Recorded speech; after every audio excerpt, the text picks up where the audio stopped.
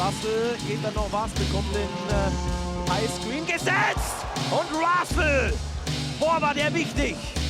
Das ist natürlich ein Mismatch im Zweifel. Jetzt zieht er vorbei, macht den, boah, das ist doch ein Traum. Hier noch 2 Freiwürfe am oben drauf. Achtung, Achtung, Crossover, Achtung, Stepback, Dreier, Achtung!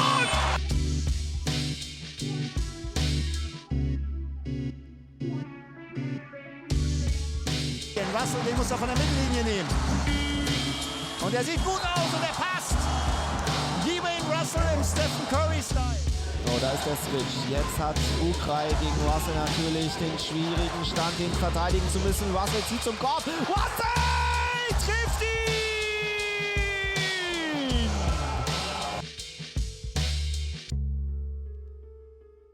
Happy to have you here, and congratulations of being the best offensive player in the league. Well deserved.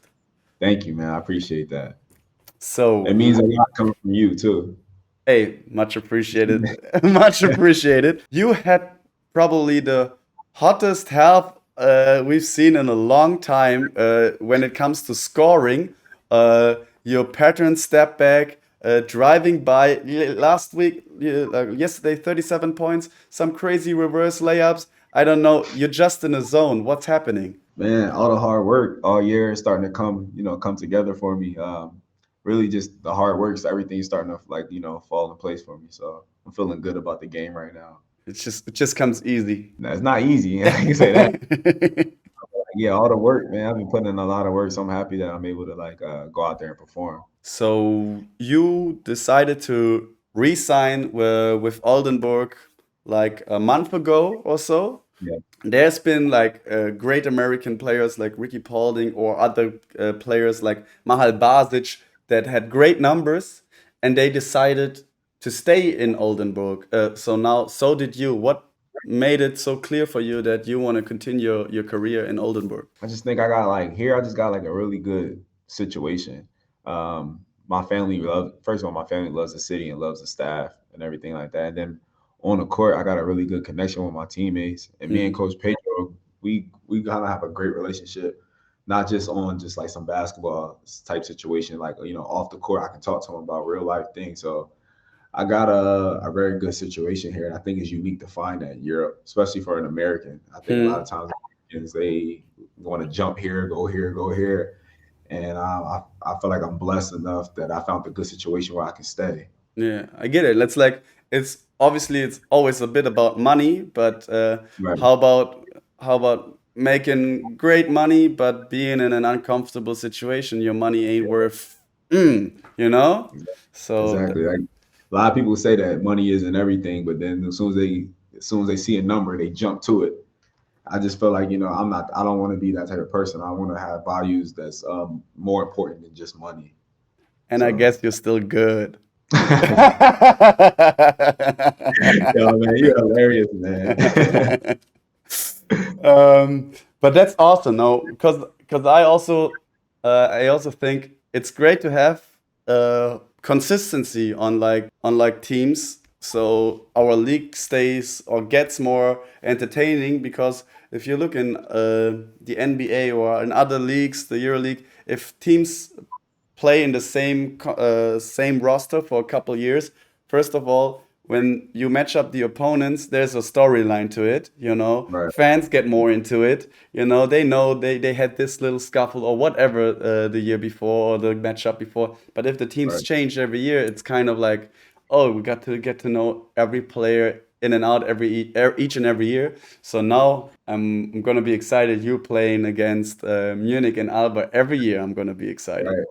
Right. And it's an advantage for us. We get to hopefully get a crew, a group together where we can stay together for a little bit of time, and it'll make us, I think, a better team in the long run. We won't have those learning curves at the beginning of the year. We can kind of flow right into it. So it's a little bit of an advantage for us if we can keep a crew together. Yeah, it's gonna be exciting because I remember right after the top four, obviously disappointing moment. You played at home. The crowd was going nuts. That was insane. I've never been to Oldenburg before. Amazing arena. But I interview you, and the first thing you basically say is, "I want this again." You want to go Yeah. have this thing again. Remember that? Yeah, I remember that. I remember we just got like it was like a long weekend, and then you got all the emotions of the fans. We wanted it bad too. Like we was talking about, like, man, this could be, a lot of times you don't get these moments. We wanted it bad. So when we came up short, just sitting there my first, and then you grabbed me right away. Yeah, I did. Like, My emotions with you was just so raw and real at the time. I was like, man, I want this again. Like I want to come back. I want this again. So hopefully we can in the future we can get back to those type of situations.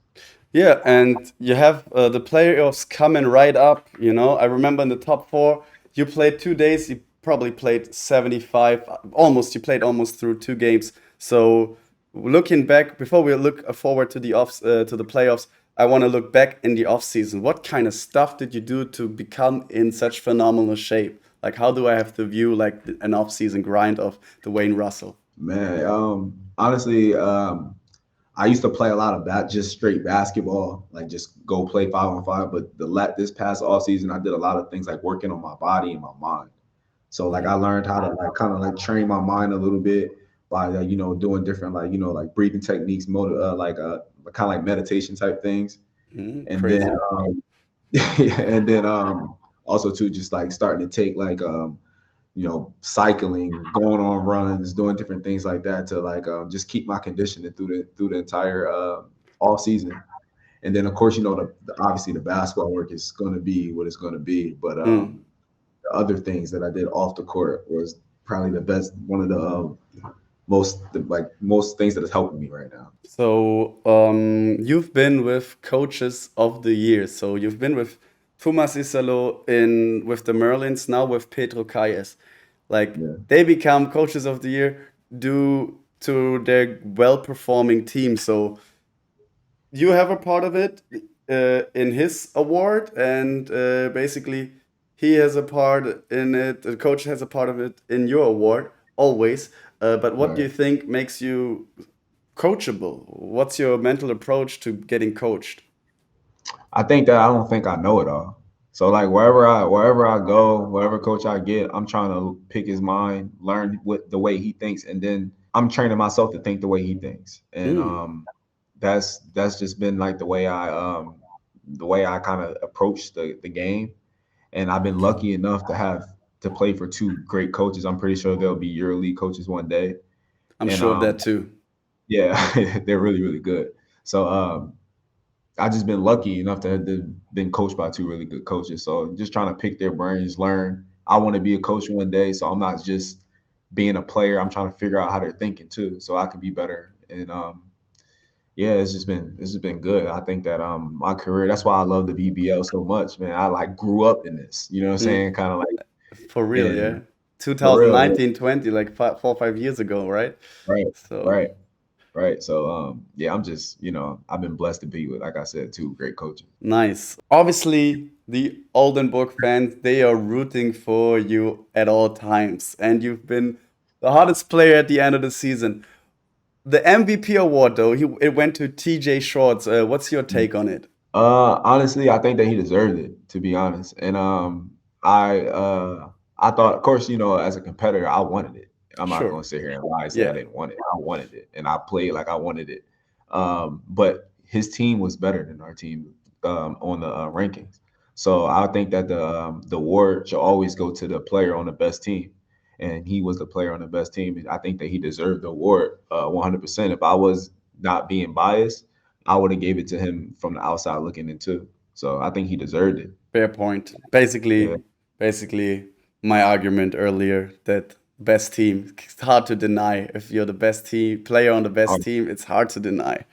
I want to know if you start a game and you're obviously not only the leader in points, you're also the leader in assist. And this whole game evolves around you.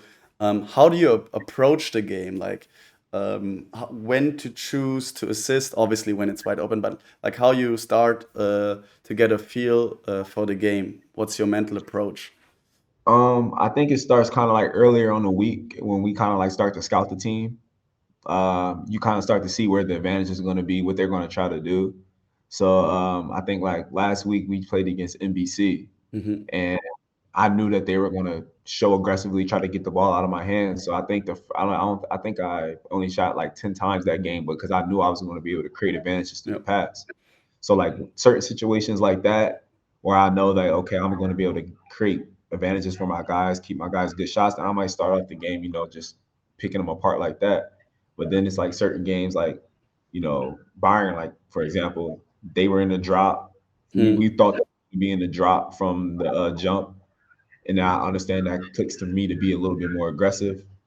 Maybe, I don't know, sometimes And I a hit it. drop coverage means like the big isn't showing. He's gonna stay flat. Yeah, the big's gonna stay flat. He's gonna kind of contain and back up off the ball screen. I'm just gonna explain for some of them that maybe are not. So basically, I will do it in German.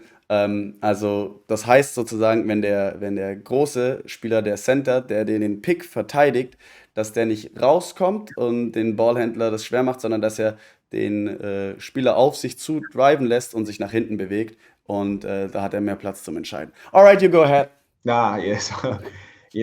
that triggers for me to be a little bit more aggressive. So that's kind of the way I approach the game. I don't never just come out like, okay, today I'm shooting or today I'm passing. Like it kind of depends on what other teams gonna do.